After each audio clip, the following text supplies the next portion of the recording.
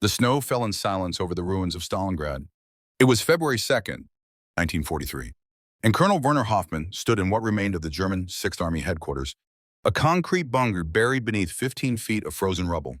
The air inside tasted of gangrene and desperation. Around him, 90,000 corpses lay frozen in the positions where they had died, their bodies preserved by the -40-degree cold, like grotesque statues commemorating a defeat so complete that it had no historical precedent. Field Marshal Friedrich Paulus, promoted just days earlier by Hitler with the expectation that he would commit suicide rather than surrender, sat at a metal desk signing the instrument of capitulation. His hand trembled, not from cold, though the bunker was barely warmer than the street outside, not from fear. Though Soviet soldiers with submachine guns stood at every entrance, his hand trembled because he understood, with the crystalline clarity that comes only in moments of absolute failure, that this did not have to happen. Hoffmann watched the signature complete itself. He was 42 years old, an intelligence officer who had spent the last 6 months calculating the mathematical certainty of this moment. He had predicted it. He had reported it. He had warned anyone who would listen that the Sixth Army was marching into a trap that would consume 250,000 men. They had not listened. Behind the command bunker, in a smaller room that had once stored ammunition, Hoffmann found what he had come to find. Major Thomas Kepler lay against the concrete wall, his body frozen in a sitting position, his Wehrmacht greatcoat pulled tight against the cold that had killed him 3 days earlier. Thomas was 38. He had commanded an infantry battalion. He had written letters home every week until the ammunition ran out, and then the paper ran out, and finally the strength to hold a pencil ran out. He was Hoffmann's brother-in-law. He had married Elizabeth's younger sister. He had taught Hoffmann's daughters to ice skate on the Wannsee before the war. Hoffmann knelt beside the body and found the final letter in Thomas's coat pocket, sealed in wax paper to protect it from the moisture. The envelope was addressed to Elizabeth in Thomas's precise handwriting. Hoffmann did not open it. He knew what it would say. Every letter from Stalingrad said the same thing in the end. Tell them I tried. Tell them I followed orders. Tell them it wasn't supposed to end this way. A Soviet officer appeared in the doorway and gestured for Hoffmann to leave. The inspection was over. The evaluation was complete. Hoffmann had been sent to assess the condition of the pocket in its final days, to provide intelligence for future planning. As if there would be a future that required this particular knowledge, he stood and walked past Thomas without looking back, because looking back changed nothing. And because the mathematics of this defeat had been clear for months, and because 90,000 frozen corpses represented not a battle lost, but a decision made at the highest levels to sacrifice these men for reasons that had nothing to do with military necessity. Outside, the February wind carved through the ruins. Hoffmann climbed into the back of a Kubelwagen that would take him to the airfield where a Heinkel was waiting to fly him back to Army Group headquarters. As the vehicle navigated through streets lined with destroyed tanks and dead horses in the scattered detritus of a siege that had consumed everything it touched, Hoffmann closed his eyes and went back to where this had started. Summer, 1942. The sun blazed over the Ukrainian steppe as Operation Blue unfolded with a speed that seemed to vindicate everything Hitler had promised. German panzers raced eastward across terrain so flat you could see the curve of the earth, covering in weeks what had taken months the previous summer. Soviet armies that had fought with fanatical determination the year before now melted away, withdrawing instead of standing, leaving entire cities undefended. At the Foreign Armies East Intelligence Section and Army Group South headquarters, Colonel Werner Hoffmann tracked the advance on maps that had to be redrawn daily. The blue arrows representing German divisions pushed deeper into Soviet territory with each update. By August, mountain troops had planted the swastika on Mount Elbrus, the highest peak in the Caucasus. The oil fields of Baku seemed within reach, but Hoffmann had learned in 2 years of war on the Eastern Front that spectacular advances could deceive. He studied the intelligence reports from reconnaissance flights and signal intercepts and prisoner interrogations, and he saw patterns that troubled him. Soviet forces were not fighting to the death as they had at Moscow and Leningrad. They were conducting fighting withdrawals, trading space for time, preserving their strength. And behind the front lines, in the deep rear areas beyond the range of German reconnaissance, something was happening that the reports could not fully explain. New armies were appearing on the order of battle. Divisions that had not existed when Operation Blue began were now identified through radio traffic and prisoner statements. Where was Stalin getting these men? More importantly, where was he planning to use them? Hoffmann raised these concerns during the morning intelligence briefings. General Franz Halder, the Army Chief of Staff, listened with the tired attention of a man who knew his advice was no longer valued at the highest levels. Halder had opposed the offensive's design from the beginning. Hitler had split Army Group South into 2 separate axes, one driving toward Stalingrad, the other toward the Caucasus oil fields. This divided German strength and created a gap between the two forces that kept widening as they advanced. Elementary operational planning suggested concentration of force. Hitler's strategy guaranteed dispersion. But Hitler had an obsession that overrode operational logic. He wanted Stalingrad, not because the city had overwhelming strategic value, but because it bore Stalin's name. The propaganda value was immeasurable. He insisted capturing the city would humiliate the Soviet dictator and demonstrate to the world that German will could overcome any obstacle. By late August, the Sixth Army under Field Marshal Paulus was approaching the outskirts of Stalingrad. Hoffmann knew Paulus slightly from staff functions. He was 52, a meticulous planner who had helped design the invasion of Poland and France. He was not a field commander by temperament. He was a staff officer, promoted beyond his comfort level, a man who followed orders and trusted the chain of command. Hoffmann's friend, General Heinrich Steiner, commanded one of the divisions driving toward the city. Steiner was 54, a career soldier who had fought in the previous war as a lieutenant and risen through the ranks on merit rather than connections. He was a professional in the truest sense, a man who understood tactics and logistics and the capabilities of his troops with the precision of someone who had spent 3 decades learning his craft. They had met in 1938 at a training exercise in Prussia. Hoffmann had provided intelligence assessments that helped Steiner's division win the war game. Afterward, over drinks in the officers' mess, they had discovered a shared skepticism about the regime's grandiose claims. Neither man was political. They served Germany, not the National Socialist Party, but they were educated enough to recognize propaganda when they heard it, and professional enough to worry about strategy built on ideology rather than capability. That friendship had survived 2 years of war. They met when headquarters duties brought them to the same location, usually for coffee in whatever building was serving as a temporary command post. They talked about the war with the frankness that comes from mutual respect and the knowledge that neither would repeat what was said. In early September, Steiner's division entered Stalingrad's outskirts. Hoffmann received his reports with growing unease.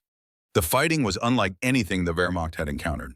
Soviet defenders under General Vasily Zhukov had invented new tactics for urban warfare, tactics that negated every German advantage.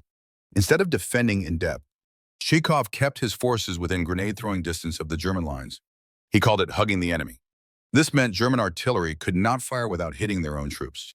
Luftwaffe bombers could not attack forward positions without risking German casualties. The battle devolved into savage close-quarters combat in factories and apartment buildings, in sewers and railroad yards. Steiner's reports described fighting for individual buildings that took days. The grain elevator on the Volga riverfront consumed an entire week and cost over 200 casualties for a structure that had no strategic value beyond the fact that Soviet soldiers were defending it. Men died for staircases. They died for rooms. They died for cellars filled with polluted water and the corpses of previous assaults. German soldiers called it Rattenkrieg, the Rat War. Hoffmann calculated the loss rates and extrapolated forward. At current attrition, Steiner's division would be combat ineffective within 6 weeks, and Steiner's division was only one of 22 divisions grinding themselves to pieces in the ruins. This was not warfare. This was mutual annihilation in slow motion. What Hoffmann did not know, what he could not know because Soviet operational security was better than German intelligence could penetrate, was that every day German forces spent destroying Stalingrad was a day that Marshal Georgy Zhukov used to prepare the counteroffensive that would change the war. Zhukov understood what Hitler did not. Stalingrad had become a magnet, drawing in German strength and holding it fixed while Soviet reserves accumulated on the flanks. The Sixth Army's flanks were held by Romanian, Italian, and Hungarian satellite armies with inferior equipment and low morale. Zhukov planned to smash through these weak points, drive deep into the German rear, and encircle Stalingrad, trapping the entire Sixth Army inside. The buildup was enormous. Over 1 million men, 13,500 guns and mortars, 900 tanks, 1,400 aircraft. All of this concentrated in forests and ravines north and south of the city, camouflaged with a sophistication that German reconnaissance could not penetrate. Colonel Reinhard Gehlen's intelligence section at Foreign Armies East detected only fragments of the concentration. Radio intercepts suggested major troop movements. Prisoner interrogations mentioned new divisions. Aerial reconnaissance spotted tank formations moving at night. Gehlen reported these findings up the chain of command with increasing urgency. Something big was coming. The exact timing and location remained unclear, but the pattern was unmistakable. The Soviets were preparing a major operation. On November 10th, Hoffmann decoded a series of Soviet radio transmissions that had been intercepted by a listening post near the Don River. The signal's traffic was fragmentary and heavily encrypted, but the volume and pattern matched preparations for a large-scale offensive. Hoffmann spent 48 hours analyzing the intercepts. cross-referencing them with reconnaissance reports and prisoner statements. His conclusion was unambiguous. A major Soviet counteroffensive was imminent. Target: the Romanian Third Army north of Stalingrad and the Romanian Fourth Army to the south. Objective: encirclement of the German Sixth Army. Timing: within 2 weeks, possibly sooner. Forces in WWII estimated at 800,000 to 1 million men, with significant armor and artillery support. Hoffmann prepared a detailed briefing and presented it to General Maximilian von Weichs, commander of Army Group B. Von Weichs listened without interruption. When Hoffmann finished, the general studied the maps in silence. "Do you believe this assessment?" "Colonel, I do." "Sir, the indicators are consistent across multiple intelligence sources." Von Weichs nodded slowly. "I will forward this to the Führer's headquarters with my recommendation for immediate defensive measures." 3 days later, the response came back through General Kurt Zeitzler, who had replaced Halder as Army Chief of Staff in September. "The Führer has reviewed the intelligence assessment. He considers Soviet capabilities to be grossly exaggerated. The Soviets are broken. Victory at Stalingrad is days away. The offensive will continue." Hoffmann read the message twice, then filed it in the intelligence archive. He understood in that moment something that would haunt him for the rest of his life. Professional expertise meant nothing when leadership refused to accept reality. He had done his job. He had analyzed the data. He had reported the threat. The fact that his analysis was ignored did not change its accuracy. It only changed who would be held responsible when the predictions came true. That evening, Hoffmann wrote a carefully worded letter to Thomas, who commanded an infantry battalion in Steiner's division. The letter discussed family matters and made no direct mention of classified intelligence. But buried in mundane details about Elizabeth and the girls was a suggestion that Thomas might want to position his battalion for rapid withdrawal westward if circumstances permitted. The letter never reached Thomas. By the time it arrived at division mail call, circumstances had overtaken suggestion. November 19th, 1942. The Soviet offensive began at 7:30 in the morning with an artillery barrage of such intensity that German soldiers who survived would describe it decades later with voices still trembling. Over 3,000 guns opened fire simultaneously across a 40-mile front north of Stalingrad. The barrage lasted 80 minutes. Then came the tanks. T-34s and KV-1s crashed through the Romanian positions in fog so thick that German artillery observers could not see to call in counterfire. The Romanian Third Army, which had looked adequate on paper, collapsed within hours. Some units dissolved completely, soldiers fleeing east or surrendering in place. By the end of the first day, Soviet mobile forces had advanced 40 miles into the German rear. November 20th, the southern pincer struck. The Romanian Fourth Army shattered under an identical assault. Now 2 massive Soviet pincers were driving toward each other, aimed at the town of Kalach, 50 miles west of Stalingrad. If they met, the entire Sixth Army would be trapped. At Army Group B headquarters, Hoffmann watched the situation maps update with the mechanical detachment that comes from having predicted exactly this outcome. Von Weichs recognized immediately that the only rational response was withdrawal. The Sixth Army must break out toward the west before the encirclement closed. But Paulus hesitated. He was a staff officer by temperament, a man who followed orders and respected the chain of command. He radioed Hitler's headquarters requesting instructions. Should he break out or hold position? In Steiner's division, officers prepared for withdrawal without waiting for authorization. They assembled assault groups at the western edge of the pocket. They stockpiled ammunition. They identified the most direct routes west. They waited for the order. Thomas's battalion was positioned near the Volga, holding a section of the riverfront against Soviet attacks that came every night. When the orders arrived to prepare for possible breakout, Thomas gathered his company commanders and laid out the plan. They would move west in columns from, fighting through any Soviet blocking forces, abandoning heavy equipment if necessary. The objective was to reach German lines. Everything else was secondary. The men understood. They had been fighting in Stalingrad for 2 months. They knew the statistics. They knew that continuing the battle in the city meant death by increments. Breakout offered casualties but also survival for some percentage of the force. They packed their gear and waited. November 22nd. Hitler's response arrived. The Sixth Army will not retreat. It will form a hedgehog defense and hold Stalingrad. Reichsmarshal Goering assures that the Luftwaffe can supply the pocket by air. All units will stand fast. Paulus read the order and obeyed. In Thomas's battalion, the order to stand down spread from company to company. Men who had been preparing to fight their way west now returned to their defensive positions along the Volga. Some cursed, some wept. Most said nothing, because what was there to say? They were soldiers. Soldiers followed orders. November 23rd. Soviet forces met at Kalach. The encirclement was complete. 250,000 German and Romanian troops were trapped inside a pocket roughly 30 miles across. The Sixth Army had become the Sixth Army Pocket. That evening, Hoffmann met Steiner at a road junction outside the encirclement, where Steiner's Corps headquarters was coordinating efforts to establish defensive lines. Steiner had aged 10 years in 4 days.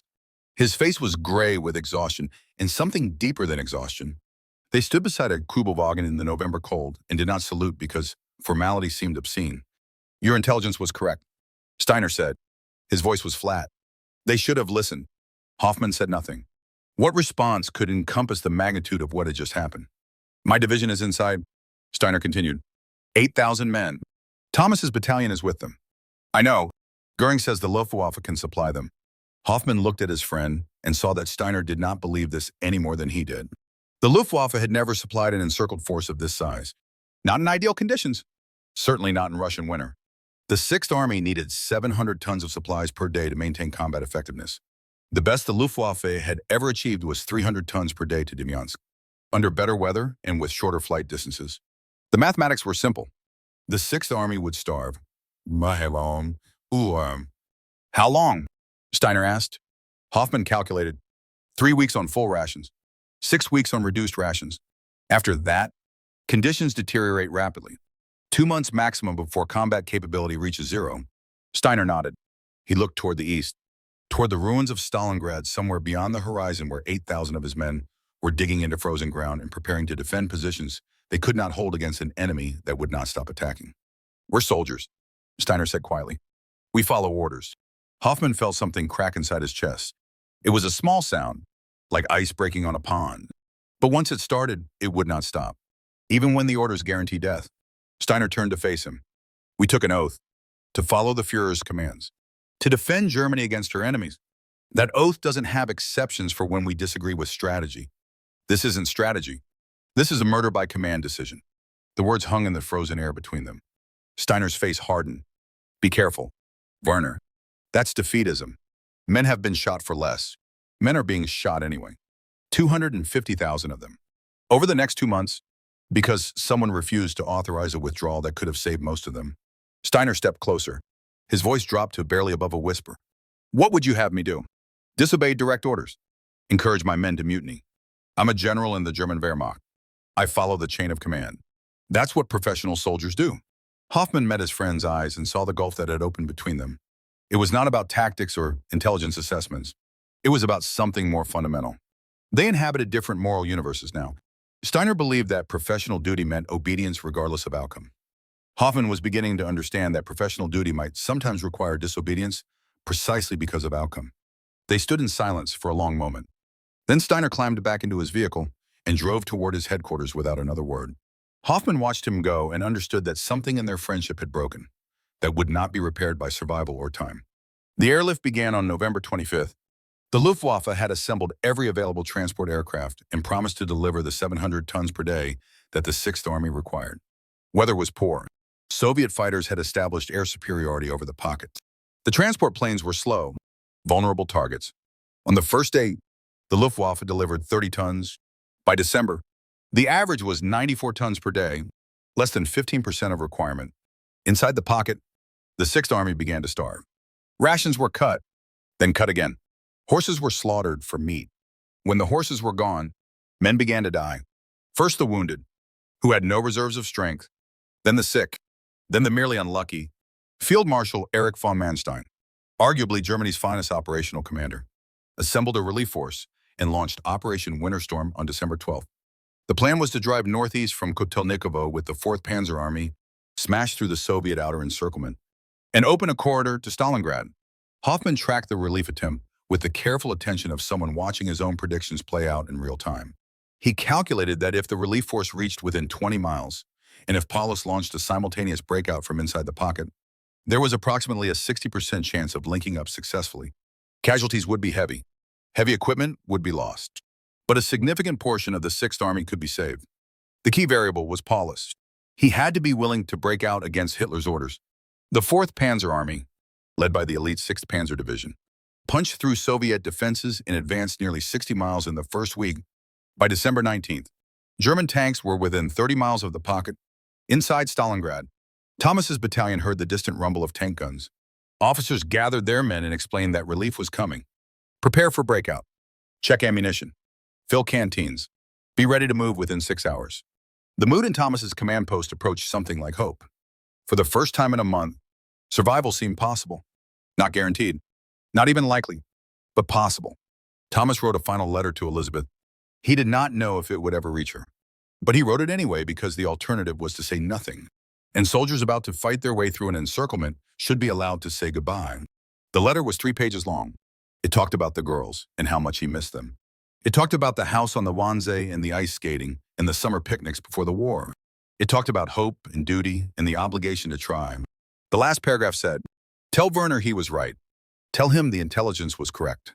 Tell him that when this is over, when we've won or lost or found some middle ground between victory and defeat, tell him that professional soldiers should maybe question more and obey less. Tell him I learned that too late."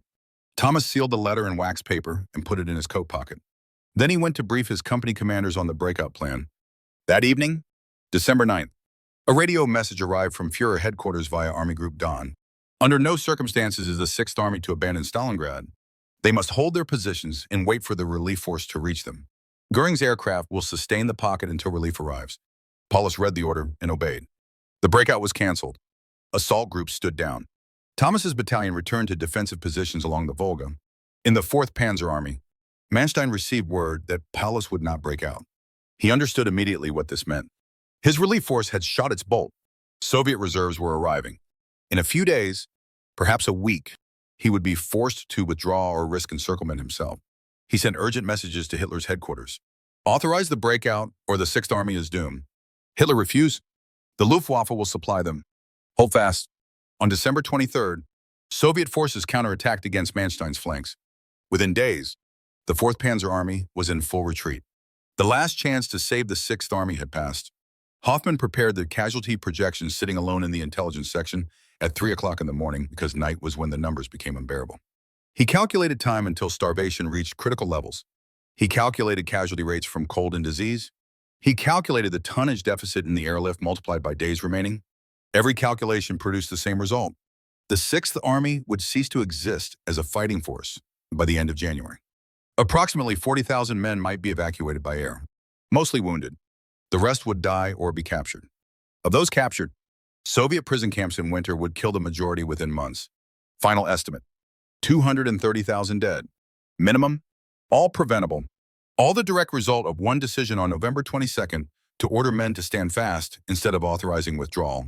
Hoffmann closed the notebook and sat in the dark room and understood with terrible clarity that this was only the beginning. Stalingrad was not an aberration. It was a preview of how the war would be conducted from now on. Intelligence would be ignored. Professional advice would be dismissed. Hundreds of thousands of men would be sacrificed not for strategic objectives, but for symbolic victories that meant nothing except in the fevered imagination of a leadership divorced from reality. And the worst part, the part that Hoffmann could barely acknowledge even to himself, was that he would continue to do his job. He would analyze intelligence. He would brief commanders. He would prepare reports that documented the unfolding catastrophe with professional precision. Because what else could he do? Resign. Refuse orders. Those options led to court-martial and execution. He had a wife and 2 daughters in Berlin. He had responsibilities. Or that was what he told himself in the dark room at 3 in the morning, while 230,000 men froze to death in the ruins of Stalingrad because someone decided that obeying orders mattered more than saving lives. The Soviet final offensive against the pocket began on January 10th. The attack was preceded by an ultimatum offering honorable surrender, medical treatment for the wounded, and repatriation after the war. Paulus forwarded the ultimatum to Hitler and requested permission to accept. Hitler's response was brief. Surrender is forbidden. The 6th Army will fight to the last man and last bullet. So the attack began. Over 2,000 Soviet guns opened fire on the western edge of the pocket. Then came the infantry, advancing through snowstorms behind tanks and assault guns. German defenses, manned by starving, frostbitten troops with dwindling ammunition. Crumbled, Thomas's battalion held the riverfront for 3 days. On the 3rd day, they ran out of ammunition. Soviet troops overran the position. Thomas and 17 of his men retreated to a basement bunker. They had no food, no water, no way to communicate with higher headquarters. They sat in the dark and waited for something that did not come. By January 25th, the Soviets had split the pocket in 2. The northern group was compressed into the ruins of the tractor factory. The southern group held the city center. There was no communication between them. On January 30th, Hitler promoted Paulus to field marshal. The implication was clear. No German field marshal had ever surrendered. Paulus should shoot himself rather than accept capture. Paulus, worn down by weeks of starvation and stress, his face gray and his eyes sunken, had given up on Hitler's promises. On February 2nd, he surrendered. Hoffmann flew into the pocket that morning on one of the last evacuation flights. He carried authorization to inspect conditions and prepare a report. The plane landed on a runway cratered by Soviet artillery. The pilot kept the engines running. Hoffmann had 2 hours. He found the command bunker. He found Paulus signing the surrender. He found 90,000 frozen corpses in the ruins. And in a storage room behind the command post, he found Thomas's body sitting against a concrete wall, frozen in the position where he had died 3 days after the ammunition ran out. Hoffmann knelt beside his brother-in-law and retrieved the letter from his coat pocket. The envelope was frozen. The wax paper had preserved it. The handwriting was still precise. A Soviet officer appeared in the doorway and gestured, "Time to leave." Hoffmann stood and walked out of the bunker into February sunlight that reflected off snow and ruins and the scattered wreckage of an army that had died because someone ordered them to stand fast. The Kubelwagen drove him to the airfield.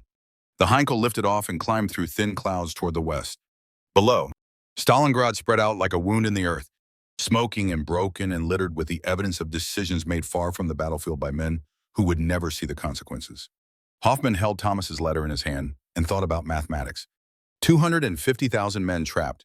90,000 died in the pocket. 190,000 captured. Of those, approximately 5,000 would survive Soviet prison camps to return to Germany. Total dead, 245,000, all preventable. He had known this would happen. He had reported it. No one had listened. And now he understood something that would shape every decision he made for the rest of his life. Professional expertise was not enough. Accurate intelligence was not enough. Doing your job was not enough. Because doing your job while ignoring the moral implications of that job was not neutrality. It was complicity. The terrible knowledge had come to Colonel Werner Hoffmann on November 10, 1942.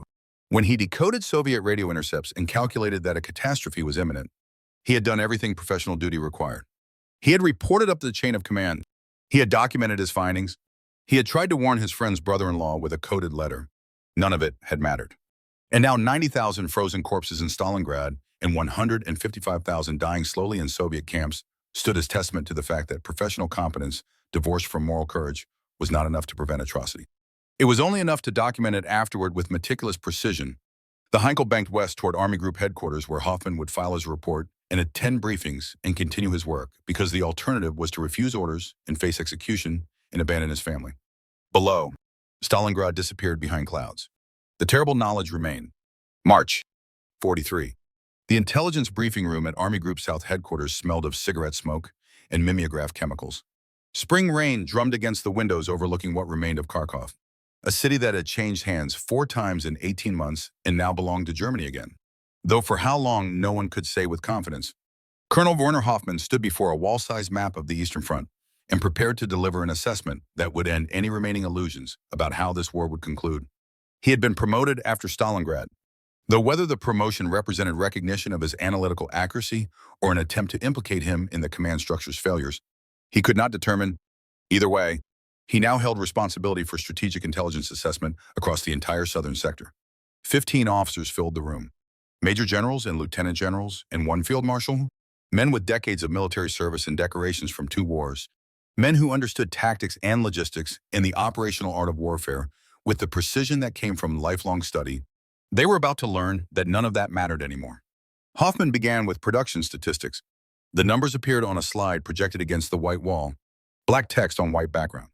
No embellishment, just mathematics. Soviet tank production, 1942, 24,700 units. German tank production, 1942, 9,300 units. The ratio was 2.6 to 1.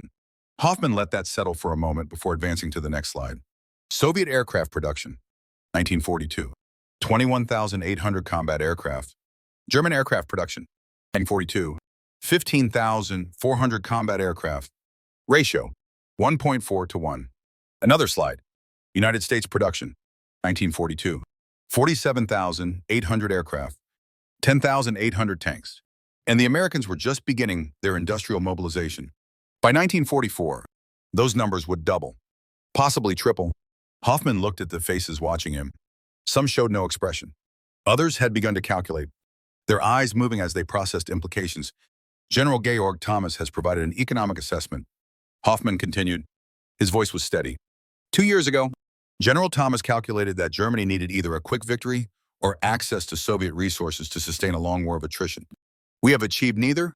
The quick victory failed in December 1941 outside Moscow. Soviet resources remained denied. And the United States, with industrial capacity exceeding Germany and the Soviet Union combined, entered the war in December 1941. He advanced to the next slide. It showed projected production through 1943 and 1944. The curves diverged like the banks of a river in flood. Soviet and American production climbing. German production flat or declining as factories were destroyed by bombing and raw materials became scarce. The conclusion is unavoidable. Germany cannot win a long war of industrial attrition. We are outnumbered, outproduced, and fighting on multiple fronts against enemies whose combined resources exceed ours by a factor of 10 to 1. Silence filled the room. The rain continued against the windows. Somewhere in the building, a door slammed. The field marshal, an older man whose name Hoffmann had learned not to mention in reports because the man's closeness to Hitler made him untouchable, cleared his throat. This analysis is defeatist. Hoffmann met his eyes. This analysis is mathematical. The numbers exist independent of our interpretation. Numbers can be manipulated. Statistics can deceive. Not these statistics. Sir, Soviet tank production is verified through multiple intelligence sources, including signals intercepts, prisoner interrogations, and aerial reconnaissance of factory complexes beyond the Urals. American production numbers come from their own published reports. They are not hiding their capabilities. They are advertising them. The field marshal stood and walked to the door. Before leaving, he turned back. Professional officers do not traffic in despair. Colonel Werner, I suggest you reconsider your conclusions before presenting them in official reports. The door closed. The remaining officers sat in uncomfortable silence. Finally, one major general asked the question they were all thinking. What is the timeline? For what? Sir, until we lose. Hoffmann had prepared this calculation. If the Soviets maintain current offensive tempo, and if the Western Allies invade France in 1940, Germany's ability to hold current territorial positions degrades continuously. Critical failure points. Loss of Crimea and Ukraine in 1944. Loss of Poland and Romania by early 1945. Soviet armies reach German soil by mid-1945. Western Front collapse accelerates once France is invaded. Estimate 18 to 24 months until military defeat becomes inevitable. He did not add what he was thinking, that this assumed Germany fought with professional competence and realistic strategy. If Hitler continued to interfere in operational decisions the way he had at Stalingrad, the timeline could compress significantly. The briefing ended.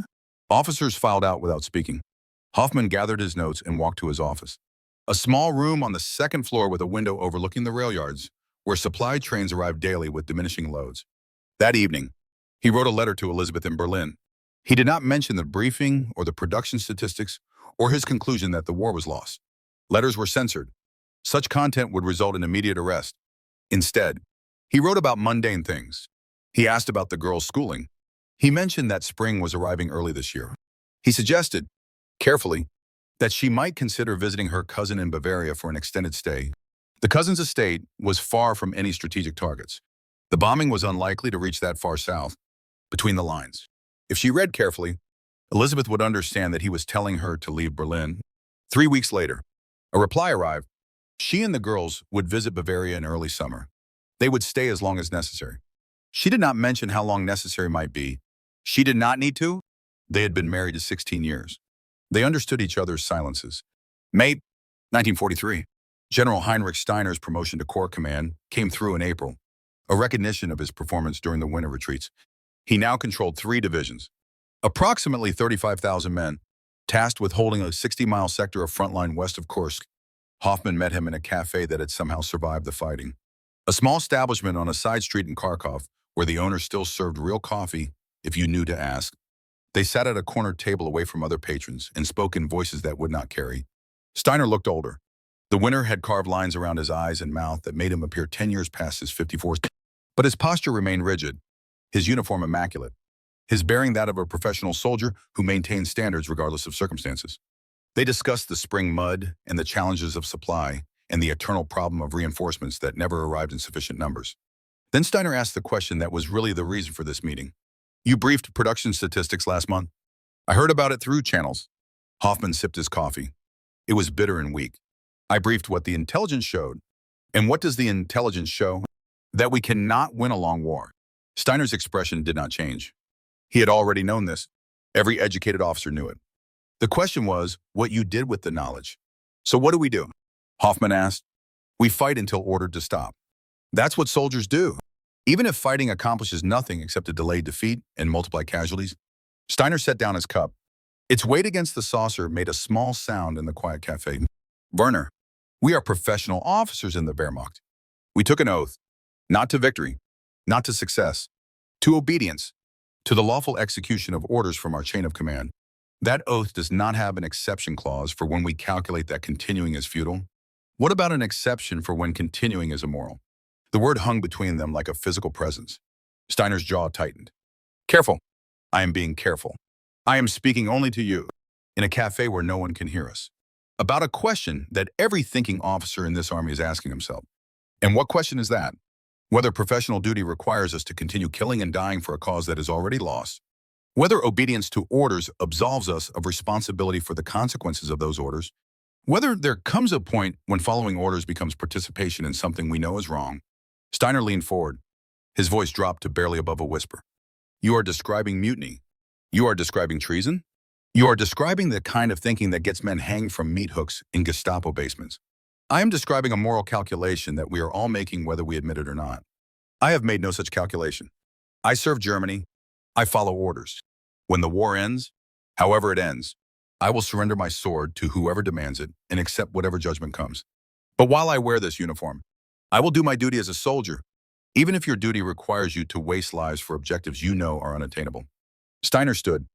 The conversation was over.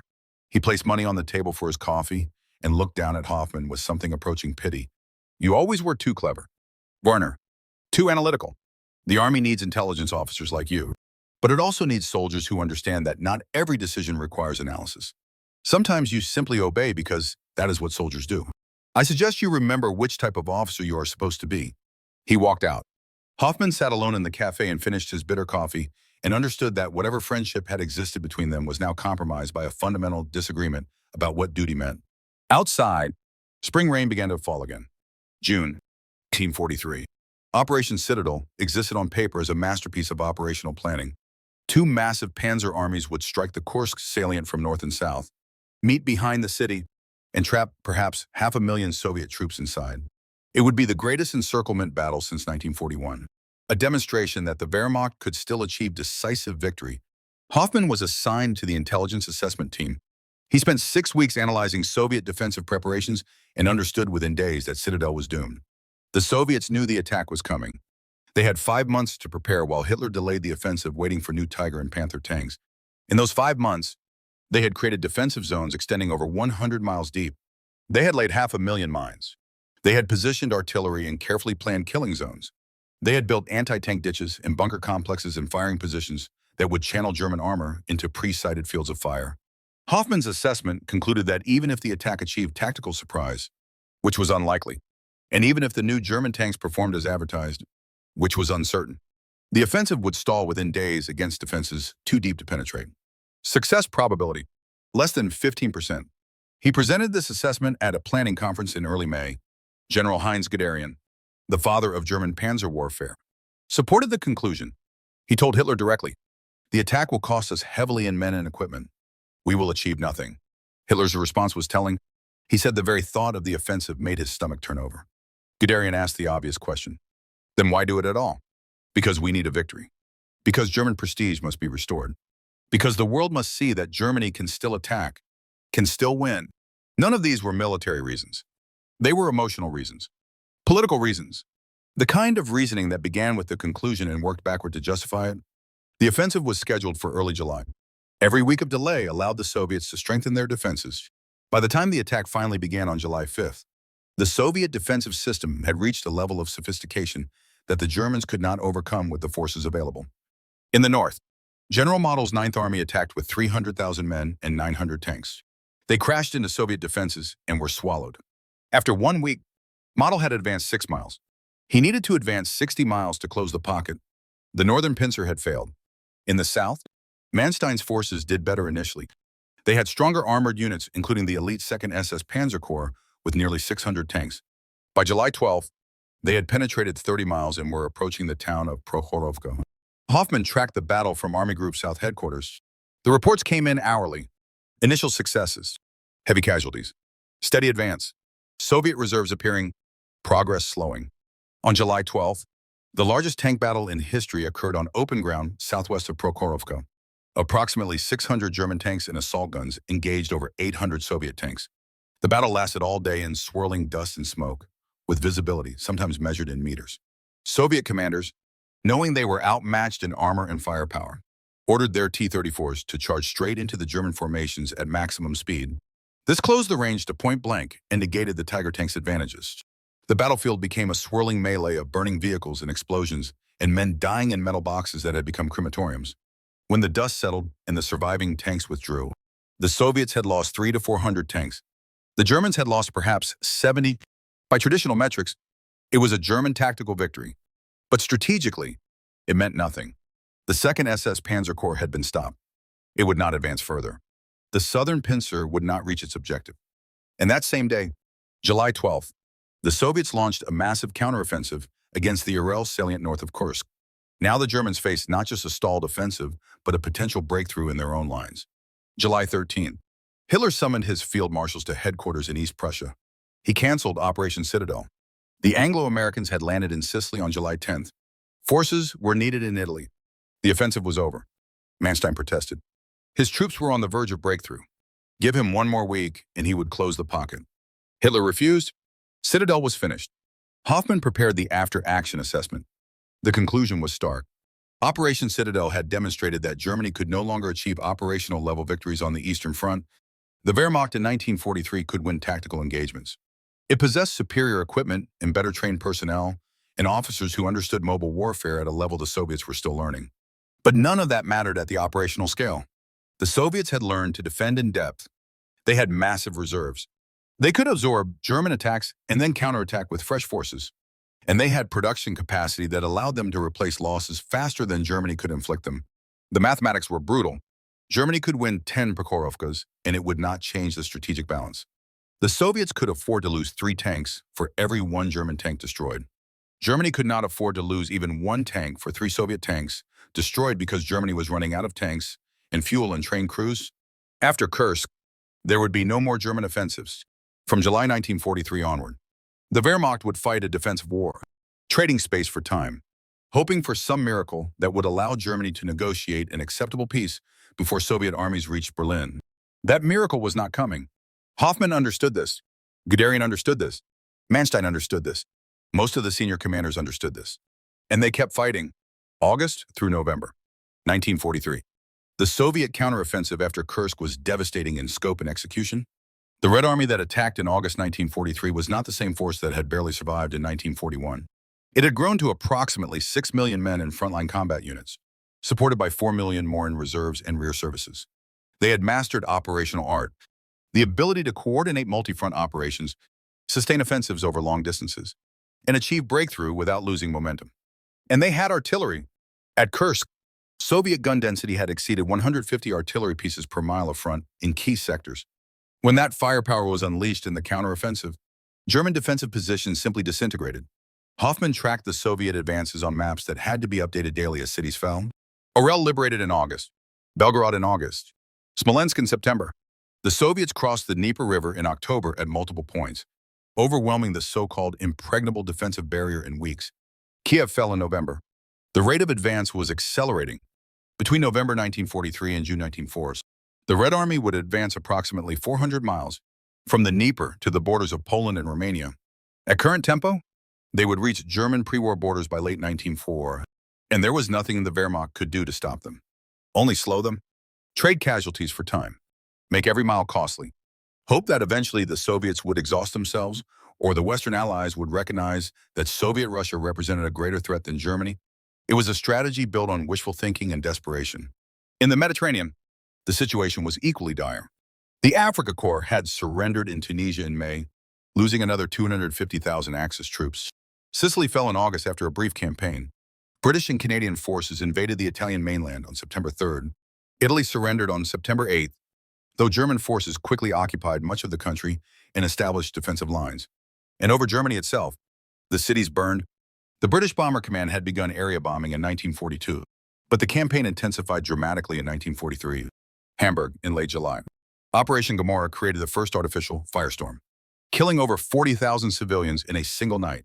Cologne, Essen, Dortmund, Düsseldorf. All the great industrial cities of the Ruhr were repeatedly attacked. The Americans joined with daylight precision bombing, targeting ball-bearing factories and aircraft plants and oil refineries. German fighter defenses inflicted heavy losses on the bomber streams, but the raids continued. By late 1943, Germany was losing the air war over its own territory. Hoffmann requested that Elizabeth and the girls remain in Bavaria. She wrote back that they were safe, that the estate was far from anything of military value, that the cousins were kind hosts. She asked when he might visit. He replied that he did not know. Between the lines, probably not until the war ended. One way or another, October 1943, the approach came quietly, through intermediaries, with the careful deniability that conspiracies require. A major on the general staff, whom Hoffmann knew slightly, asked if he might attend a small gathering of officers interested in discussing strategic planning.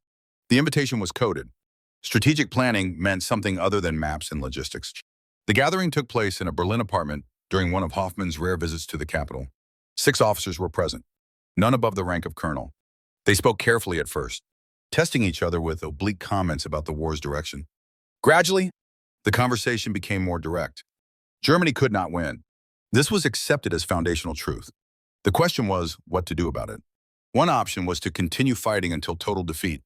The other option was to remove Hitler and seek negotiated peace with the Western Allies.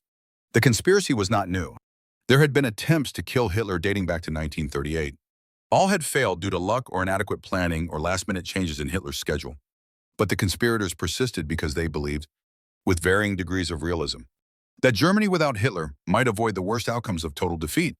Hoffmann listened more than he spoke. He understood within an hour that he was not being recruited as an active participant. His value was intelligence access. The conspirators wanted to know what the Allies might accept as peace terms. They wanted to understand Soviet offensive capabilities. They wanted information that would help them plan for a post-Hitler Germany. They did not ask him to join them directly because that would implicate him. Instead, they asked if he might be willing to provide intelligence assessments on specific questions. Hypothetically, in the interest of planning for various contingencies, Hoffmann looked at these men, fellow officers, educated professionals who had concluded that continuing to follow orders meant complicity in Germany's destruction. Some of them would die in the attempt to stop that destruction. All of them were risking execution simply by meeting in this room. He thought about Thomas frozen in a Stalingrad bunker. He thought about Steiner's rigid insistence on professional duty. He thought about Elizabeth and the girls in Bavaria and what kind of Germany they would inherit if this war continued to its logical conclusion. I can provide intelligence assessments, he said carefully, on hypothetical contingencies. In my professional capacity, it was not a commitment to join the conspiracy. It was not even really a commitment to help them. It was simply an acknowledgement that he would not actively oppose them. But everyone in the room understood that it was also a choice. A small choice, carefully hedged, deniable if necessary, but still a choice that moved him from passive observation to active, if limited, participation. The gathering ended. Officers departed separately. At intervals, taking different routes, Hoffmann walked through Berlin streets lit by searchlights, scanning for British bombers, and understood that he had crossed a threshold. Not decisively, not publicly, but in some small way, he had decided that professional duty was not enough anymore. December 1943. Elizabeth and the girls came to Bavaria for Christmas. Hoffmann was granted leave, a rare luxury in the 5th year of war. He took the train south through a Germany that looked increasingly like a nation in decline. Factories with windows blown out from bombing. Rail stations crowded with refugees from the Eastern Territories. Everywhere, the sense that something fundamental had broken and would not be repaired. The estate in Bavaria was untouched. Snow lay clean across fields and forests. The cousin's family welcomed them with warmth that felt like an echo from a different world. For 5 days, they pretended the war existed somewhere else. On Christmas Eve, Hoffmann sat with Elizabeth by a fire while the girls slept upstairs. They did not talk about the war directly. Instead, they talked about after, where they might live when it ended, whether the house on the Wannsee still stood or had been destroyed in the bombing, what schools the girls might attend. Small plans that required believing there would be an after. Elizabeth took his hand. She was 39, still beautiful. though the war had aged her as it aged everyone. How much longer? She asked. Hoffmann calculated. 6 months minimum. Probably 12 to 18 months. The mathematics say late 1904 or early 1905. And then, I don't know. Occupation. Probably Soviet in the East. Western allies in the West. War crimes trials. Dismantling of the military. Germany will cease to exist as we knew it. Will you be safe? He did not answer immediately. Safety depended on so many variables. What happened in the next year? Which side of the final line he ended on? Whether his intelligence work was considered complicity or just following orders? I have taken precautions, he said finally. That was as much as he could promise. January 44. Hoffmann met Colonel Klaus von Stauffenberg in a quiet corner of a Wehrmacht administration building.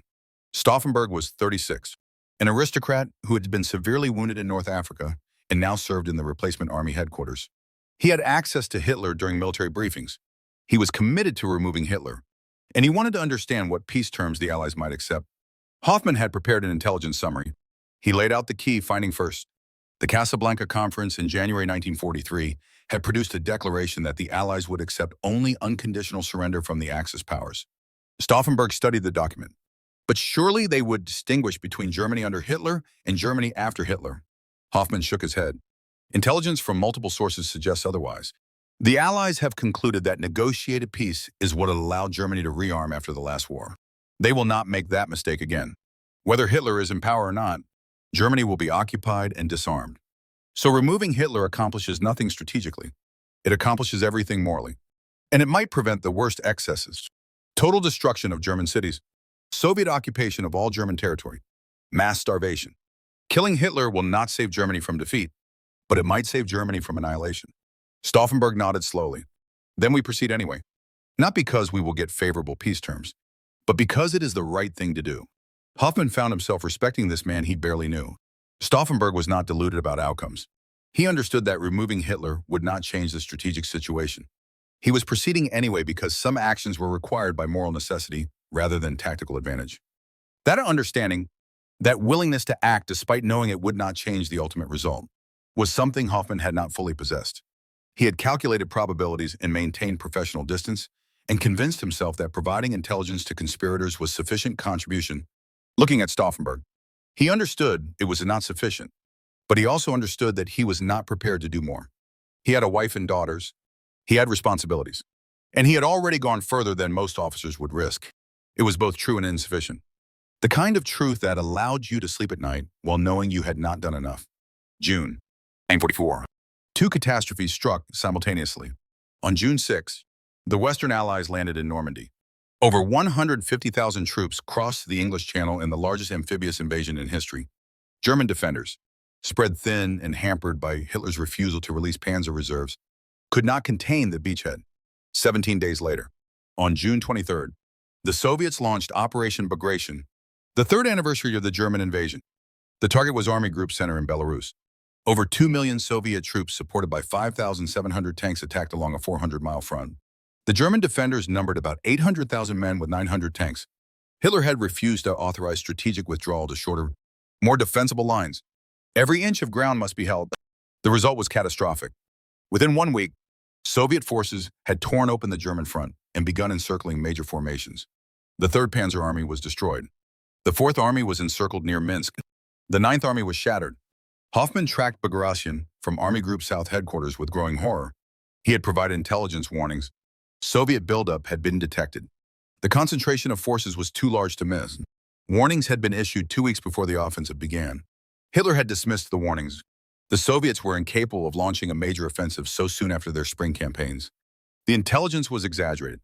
The defenses would hold. In 5 weeks of fighting, Army Group Center ceased to exist as a coherent force.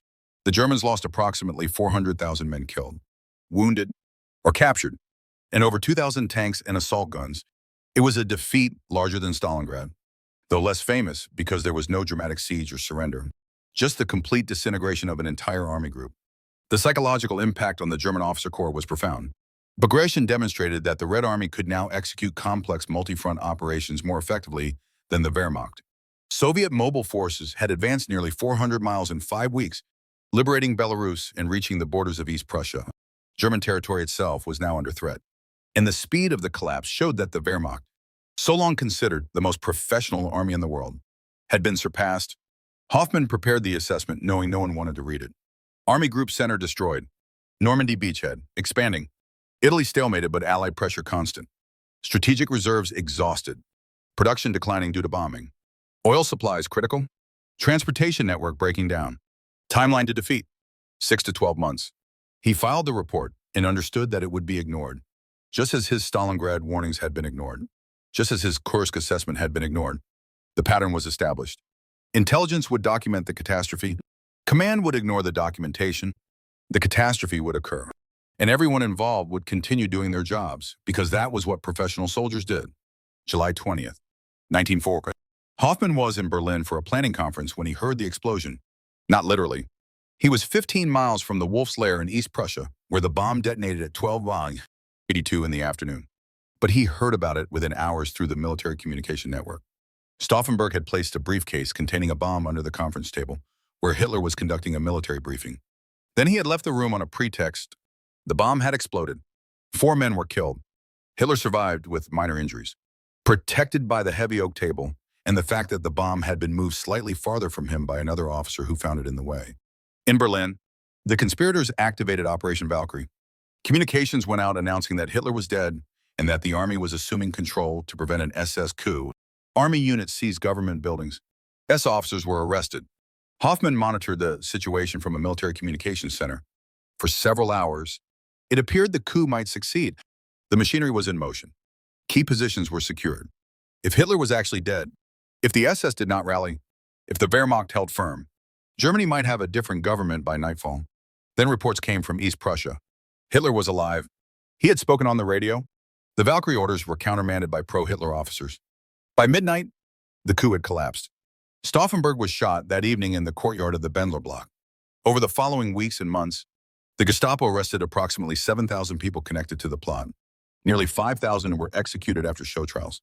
Field marshals and generals were hanged with piano wire from meat hooks. Their deaths filmed for Hitler to watch. 3 days after the coup attempt, Gestapo officers appeared at Hoffmann's quarters. He was taken to a detention facility and interrogated for 72 hours. They wanted to know about his contacts with conspirators. They wanted to know about the intelligence assessments he had provided. They wanted to know if he had been aware of the plot.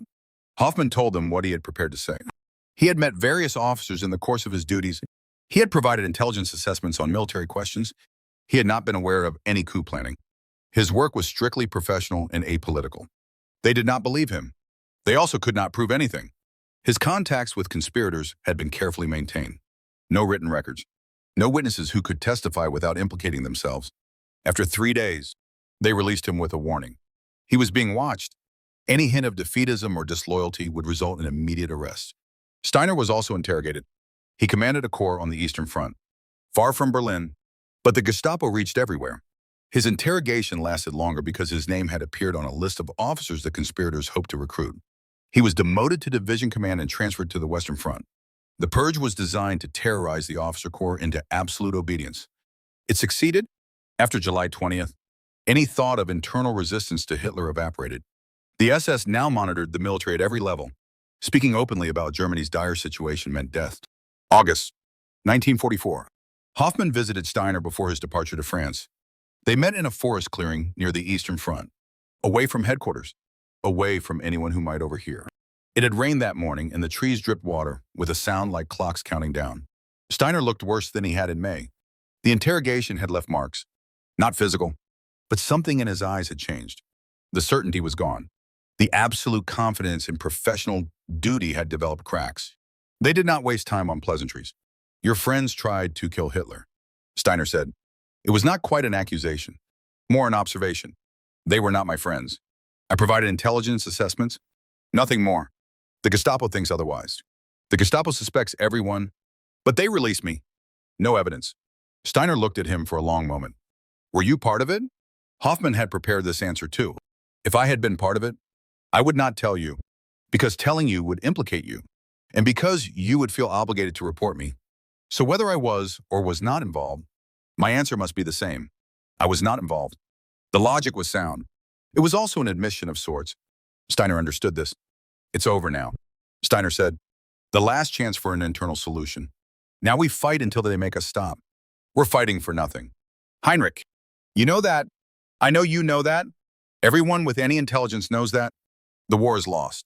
Every day we continue means more deaths for an outcome that is already determined. So what would you have me do? Surrender my division. Encourage my men to desert. Refuse orders. I would have you stop pretending that following orders absolves you of responsibility for what those orders accomplish. Steiner's voice rose. I am a soldier. I follow lawful orders until lawful authority tells me to stop. That is professional duty. Hoffmann met his eyes. We enabled genocide. We stood by while millions were murdered. We followed orders that we knew were wrong. And now we're following orders that we know will accomplish nothing except to multiply suffering. Professional duty and without moral judgment is not noble. It's cowardice dressed in uniform. The words hung between them like an accusation that could not be withdrawn. Steiner stepped forward. His face was rigid with anger. You want to talk about moral responsibility? Fine. Where were you when the real decisions were being made? Where were you in 1933 when Hitler took power? Where were you in 1938 when they destroyed the synagogues? Where were you when the orders came to shoot commissars and Jews? You sat in your intelligence office and prepared reports and told yourself you were just analyzing data. You were complicit in everything I was complicit in. The only difference is you've decided to grow a conscience now that it's convenient. The accusation struck because it was true. Hoffmann had participated in the same system. He had followed the same orders. He had maintained professional distance from atrocities he knew were occurring. His late awakening did not erase earlier complicity. You're right, Hoffmann said quietly. I was complicit. I am complicit. Every report I file, every briefing I conduct, every day I wear this uniform. I'm participating in something I know is wrong. The difference is I've stopped pretending that professional competence excuses moral failure. Steiner's anger seemed to drain away. He looked tired, older than 54, a man who had spent his life serving an institution that had become something he could no longer defend but could not abandon. Then court-martial me after we surrender. He said, until then, I fight. That's all I know how to do. He turned and walked toward his vehicle. Halfway there, he stopped and looked back. For what it's worth. Werner, I hope you survive. I hope you get to see your wife and daughters after this ends. I hope they understand why you did what you did. I'm not sure anyone will understand why I did what I did. But I'm a soldier. And soldiers fight. He climbed into the Kubelwagen and drove away. Hoffmann stood alone in the clearing and listened to the trees drip water and understood that he had just witnessed the last conversation he would ever have with Heinrich Steiner as a friend. They had become representatives of different responses to the same terrible knowledge.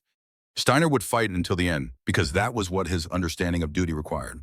Hoffmann would continue providing intelligence and maintaining his position and telling himself that small acts of resistance mattered.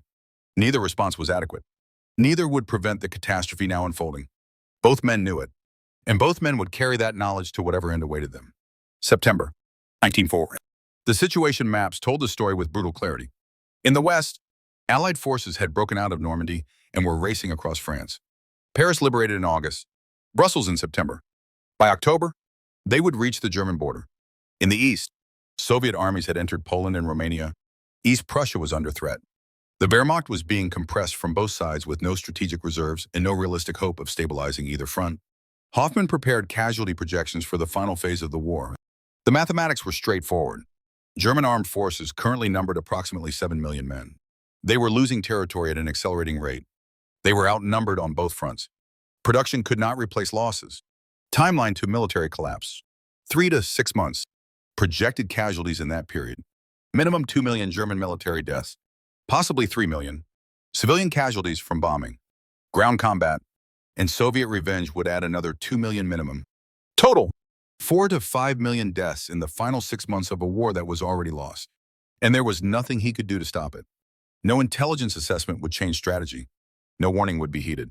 The machine would grind on until it destroyed itself completely. That night, Hoffmann sat in his office with the projection reports and thought about choices. He could continue doing his job, providing intelligence that would be ignored. He could resign, which meant execution for defeatism. He could flee, which meant abandoning Elizabeth and the girls and being hunted as a deserter. Or he could do what he was doing. Stay in position, provide accurate intelligence, document the catastrophe with professional precision. Hope that somehow this record would matter after the war ended. It was not heroism. It was not resistance. It was simply the least terrible option available to a man who had waited too long to act and now found himself with no good choices remaining. The terrible knowledge that had come to him at Stalingrad had spread through the entire officer corps by late 1944. Everyone knew the war was lost. Everyone knew that continuing meant pointless death. Everyone had their reasons for continuing anyway.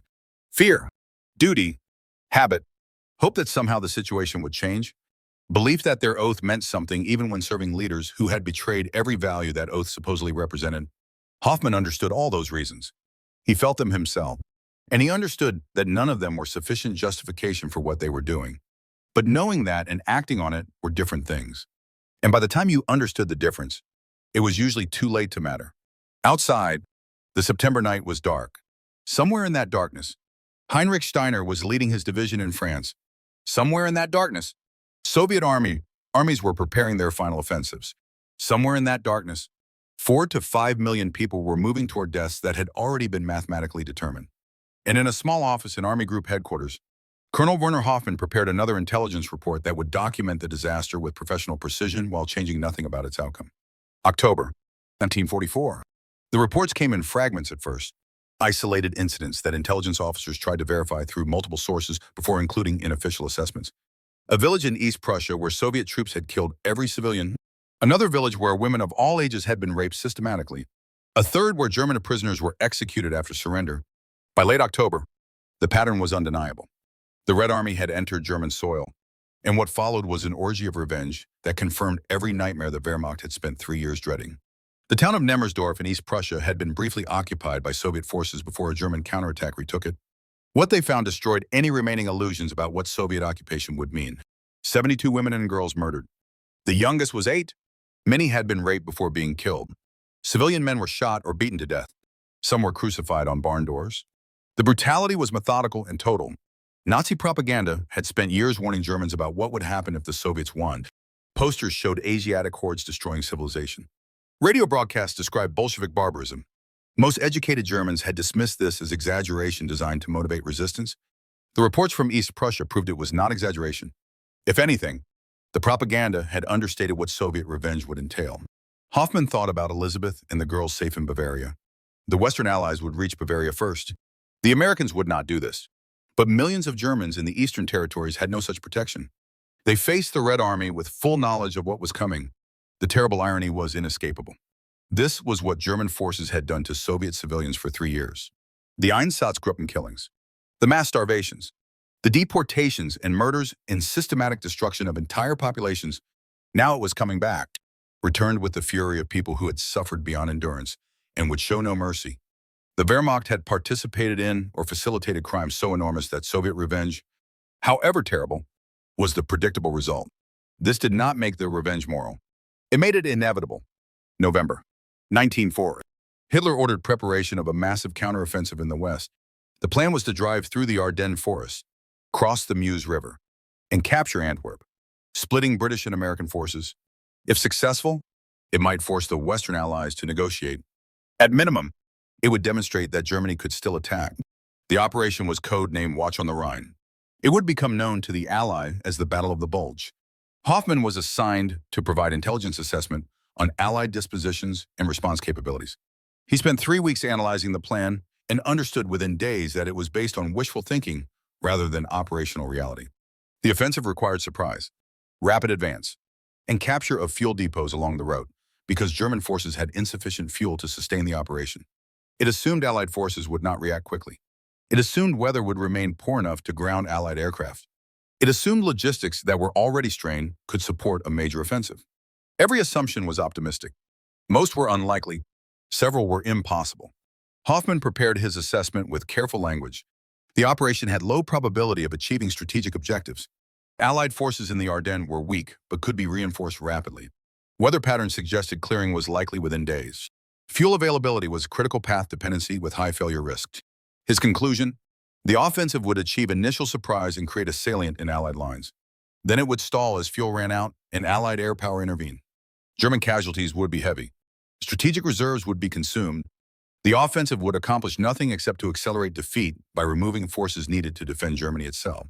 The assessment was filed and ignored. December 16th, 1944. The offensive began before dawn with artillery barrage and mass infantry assault.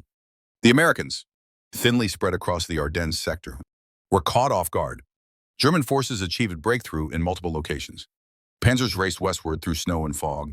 For 3 days, it looked like the offensive might succeed. The bulge in American lines expanded.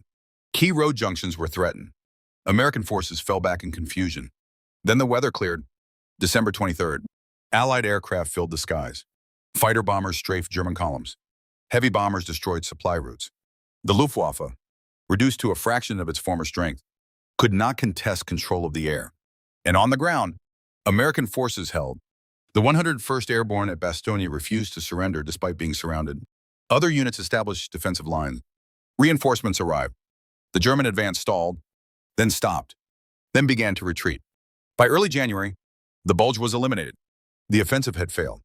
German casualties exceeded 100,000 men killed, wounded, or captured. Hundreds of irreplaceable tanks were lost. The strategic reserve that might have delayed Soviet offensives in the east had been wasted on an operation that achieved nothing. Hoffmann prepared the after-action assessment knowing no one wanted to read it. The offensive had failed exactly as predicted. The assumptions had proven false. The logistics had collapsed. Allied response had been faster and stronger than German planning anticipated. He concluded the report with a calculation. The Ardennes offensive had consumed Germany's last mobile reserves. There were no forces remaining to counter Soviet offensives in the east or Allied advances in the west. The timeline to military collapse had compressed from 6 months to 3 months maximum. The report was classified and filed. No one commented on its accuracy. No one acknowledged that the disaster had been predictable and predicted. January 1945. On January 12th, the Soviets launched the Vistula-Oder offensive. Over 2 million troops attacked from Poland toward Germany. They advanced 300 miles in 3 weeks, reaching the Oder River just 40 miles from Berlin. There was no stopping them. The forces that might have slowed the advance had been destroyed at the Ardennes. What remained were understrength divisions with minimal ammunition and fuel. Boys and old men conscripted into Volkssturm units, and officers who knew they were conducting delaying actions with no strategic purpose. Hoffmann tracked the Soviet advance on maps that showed the front line moving westward day by day, mile by mile, swallowing East Prussia and Pomerania and Silesia. Behind the advancing armies came refugees, millions of German civilians fleeing west, carrying what they could, trying to reach American or British lines before the Soviets caught them. The roads were clogged with people. The temperature was below freezing. Hundreds of thousands would die during the flight. Many were overtaken by Soviet forces. What happened to them replicated Nemmersdorf across 1,000 towns and villages. In the west, Allied armies closed to the Rhine in February and crossed it in March.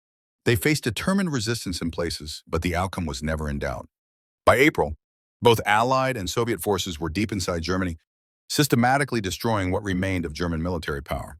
The Wehrmacht was disintegrating. Units surrendered when they could. Officers ignored orders to fight to the last man. Some tried to negotiate local surrenders to Western forces before Soviets arrived. The command structure, so long praised for its professional excellence, was breaking under the weight of inevitable defeat. March 1945. The last letter from Heinrich Steiner arrived through unofficial channels. A Wehrmacht chaplain smuggled it out of the collapsing Western Front and delivered it to Hoffmann at his headquarters, which had been relocated 3 times in as many months as Soviet forces advanced. The letter was brief, but written in Steiner's precise hand but with shakiness that suggested exhaustion or injury or something else. Werner, I am writing this in case we do not speak again. My division is dissolving. We have boys who cry for their mothers and old men who can barely hold rifles. We have no ammunition reserves, no fuel, no hope of reinforcement. I have spent 30 years learning to be a soldier. I understand tactics and logistics and how to lead men in battle. None of it matters now. We are playing at war while waiting for the end. You were right about professional duty. I see that now. Following orders seems sufficient when I believe those orders serve Germany, but orders that serve no purpose except to prolong suffering are not worth following. I will surrender when the time comes.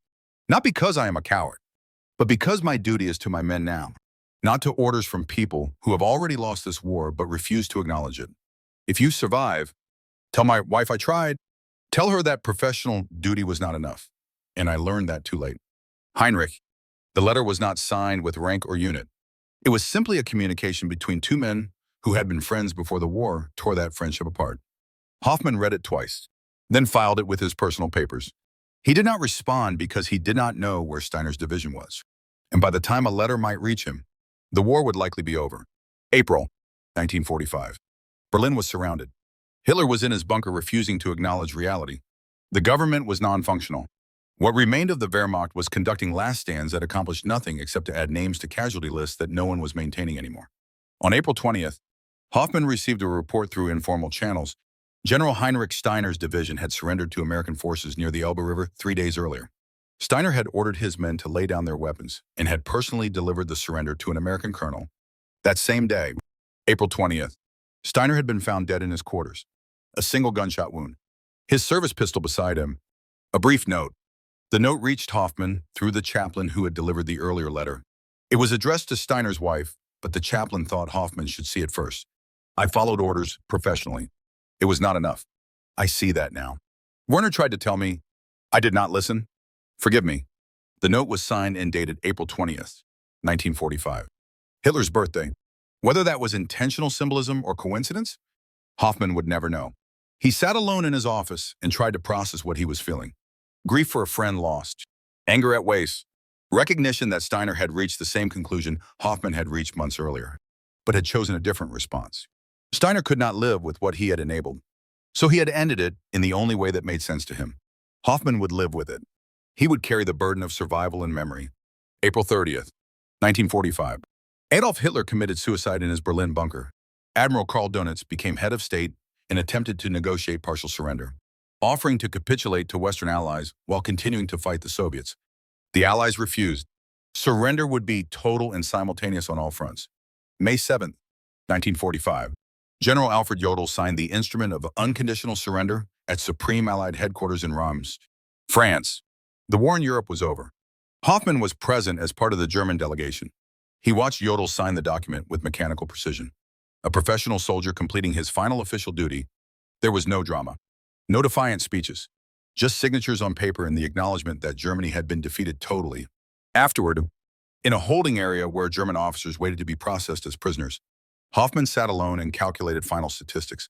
The war had lasted 5 years and 8 months. Approximately 60 million people had died worldwide.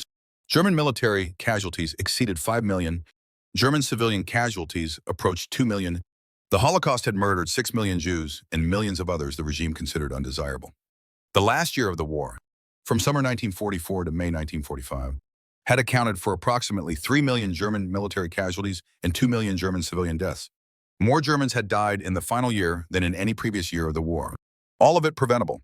All of it the direct consequence of continuing to fight after the terrible knowledge had made clear that defeat was inevitable. June 1945 through March 1946. The occupation was both better and worse than Hoffmann had feared. American forces were correct, but not friendly.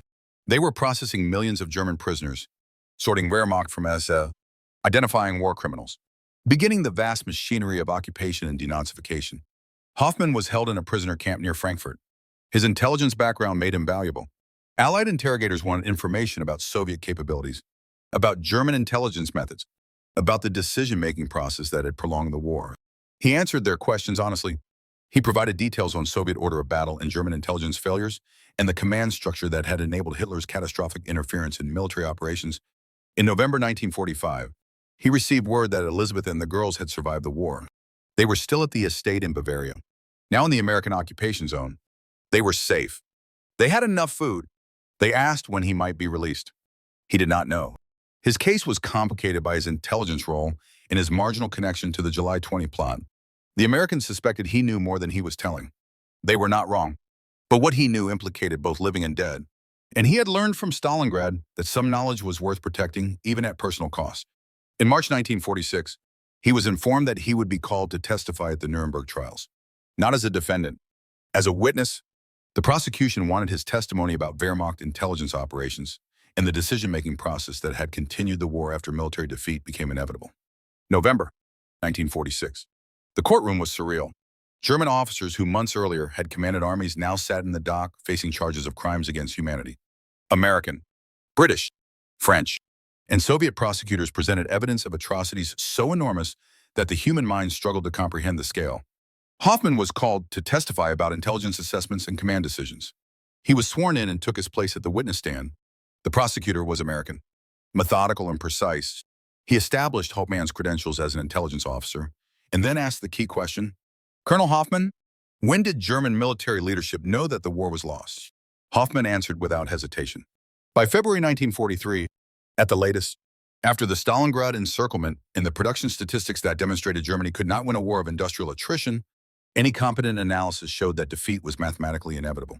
And yet the war continued for more than 2 years after that realization. Yes. Why? The reasons were complex. Some officers remained loyal to Hitler, despite evidence of his incompetence. Some believed that professional soldiers followed orders regardless of personal opinions. Some feared consequences of refusing orders. Some hoped for negotiated peace. Some feared what would happen if Germany lost completely. But the fundamental answer was that professional military culture emphasized obedience over moral judgment. We told ourselves that following orders was sufficient duty, that analyzing intelligence accurately was sufficient contribution. We were wrong. The prosecutor pressed further. You personally knew the war was lost by February 1943. Yes. And you continued to serve in your intelligence capacity for more than 2 years after that. Yes. Why? I told myself that I was providing accurate intelligence that might help end the war sooner. I told myself that refusing orders would mean execution and accomplish nothing. I told myself that I had a family to protect. All of that was true.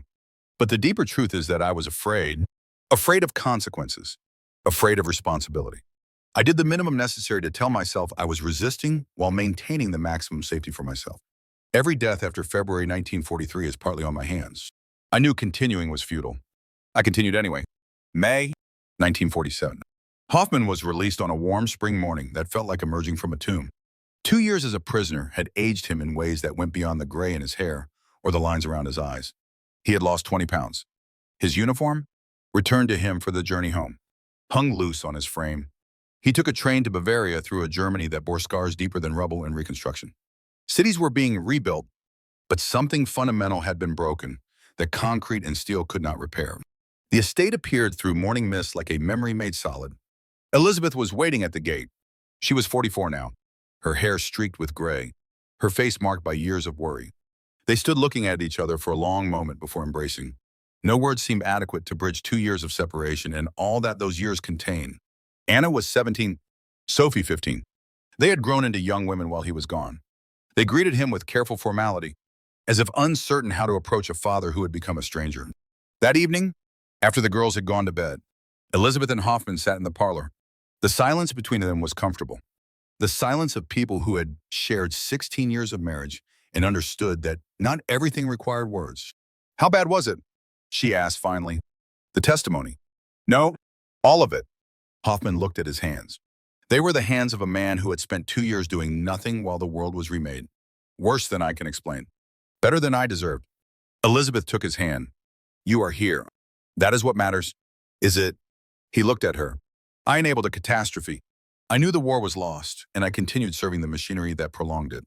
2 million people died in the last year. I could have refused. I should have refused. You would be dead. Yes.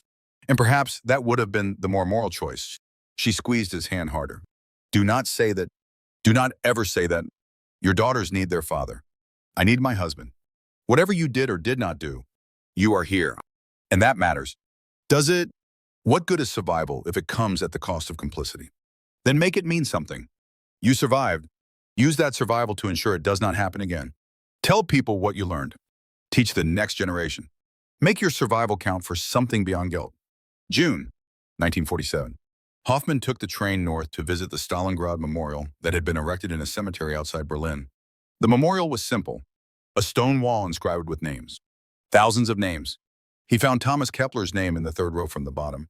Major Thomas Kepler, infantry, died February 1943. Stalingrad. The letters were carved deep into stone. Permanent, unchangeable.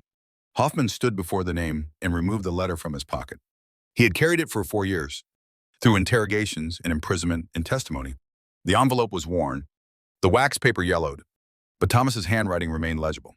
He had never opened it. It was addressed to Elizabeth, and whatever final words Thomas had written belonged to her. But Hoffmann had carried it as a reminder of what inaction costs. He placed the sealed envelope at the base of the memorial. Below Thomas's name, a final delivery. 4 years late. Tell Werner he was right.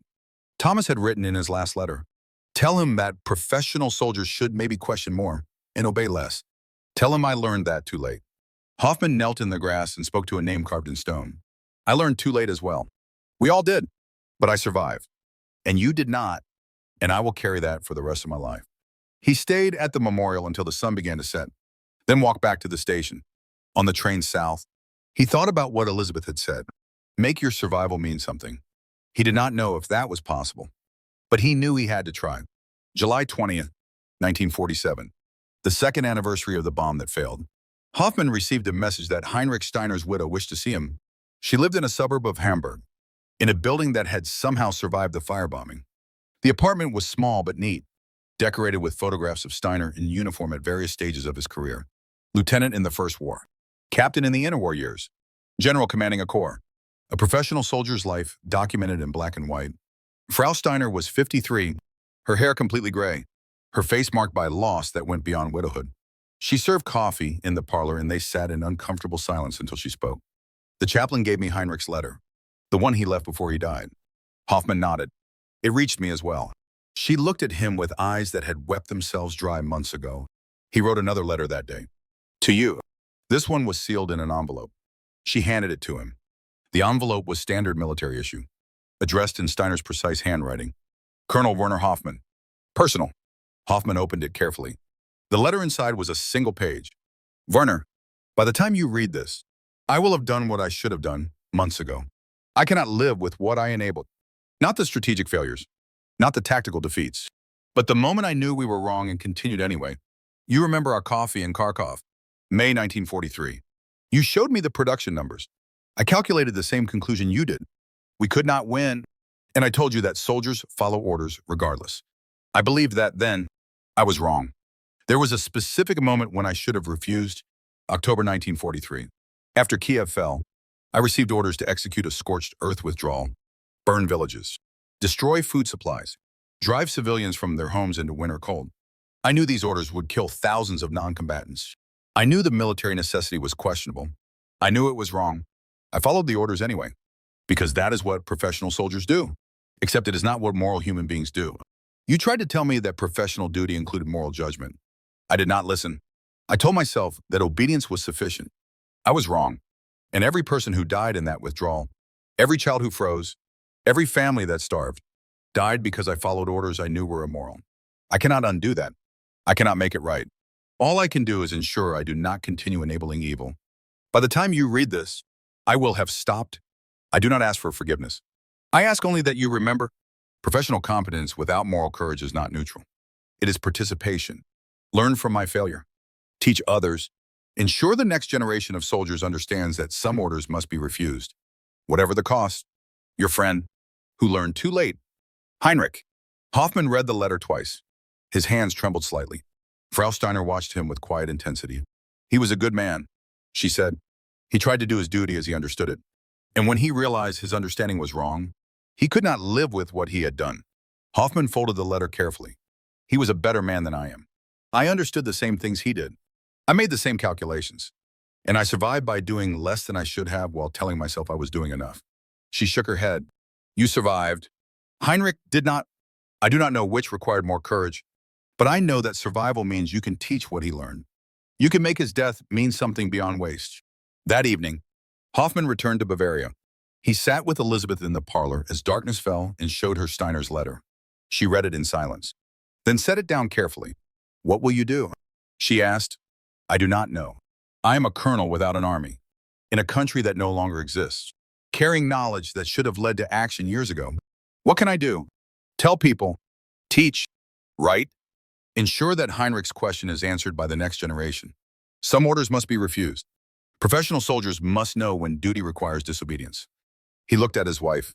And if they ask why I did not refuse, if they ask why I continued serving when I knew it was wrong, then tell them the truth. That you were afraid, that you did less than you should have, that you learned too late. And that learning too late is what makes teaching others so important. Elizabeth took his hand. We cannot change what happened. We can only affect what comes next.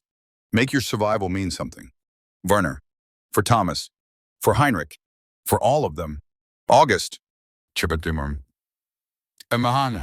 a warm evening at the estate in Bavaria, Hoffmann sat with Elizabeth on the terrace overlooking fields that had survived the war unchanged. The girls were inside, Anna reading, Sophie practicing piano. The sound of Beethoven drifted through open windows. Beautiful and melancholy, Elizabeth asked the question she had never asked before. Will you ever forgive yourself? Hoffmann watched the sun set over fields where wheat grew as it had grown for centuries, indifferent to human catastrophe. No, he said quietly. Forgiveness is not what I seek. I do not deserve it. Then what do you seek?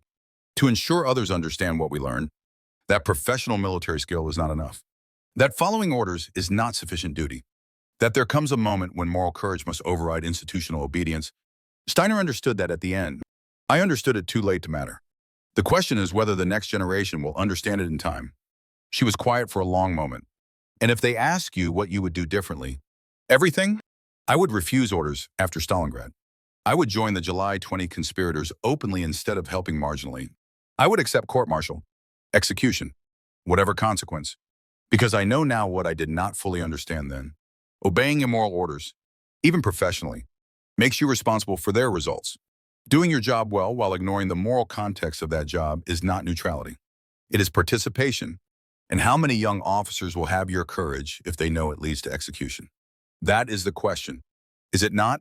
How do you teach people to refuse orders when refusal means death? I do not know, but I know that not teaching them means they will repeat our failures. I spent 2 years at Nuremberg watching prosecutors document atrocities. Every defendant said the same thing. I was following orders. I was doing my duty. I was serving my country. And every one of them was guilty. Because following orders is not a defense when the orders are wrong. Elizabeth squeezed his hand. Then teach them. You have survived. You have knowledge. Use it. Do not spend the rest of your life in guilt. Spend it in warning.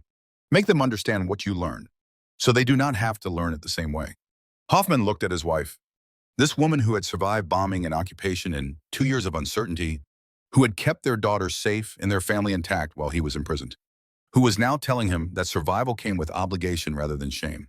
I will teach, he said finally. I will tell them what we knew and when we knew it and what we did with that knowledge. I will tell them about Thomas frozen in Stalingrad and Heinrich dead by his own hand and the 2 million who died in the last year because professional soldiers continued following orders they knew were wrong. I will tell them that military ethics is not an abstract concept. It is the difference between honorable service and criminal complicity. And I will tell them that the question is not whether refusing orders is difficult. The question is whether following immoral orders is acceptable. The answer is no. It has always been no. We simply lacked the courage to say it when it mattered. The sun touched the horizon, painting the sky in shades of amber and gold. Inside, Sophie's piano playing shifted to something lighter. A Bach invention, precise and mathematical. The terrible knowledge that Germany's war was lost had come to its military leadership in February 1943. What they had done with that knowledge, how professional soldiers had continued serving a catastrophic cause for 28 months while millions died, was now history. But history was not fate. It was warning. And Colonel Werner Hoffmann, who had carried the burden of that knowledge for 4 years, who had survived when better men had not, who had learned too late what should have been obvious from the beginning, would spend whatever years remain ensuring that the next generation understood the lesson his generation had learned in blood and ash and frozen corpses in Stalingrad. Professional competence without moral courage was not service. It was complicity.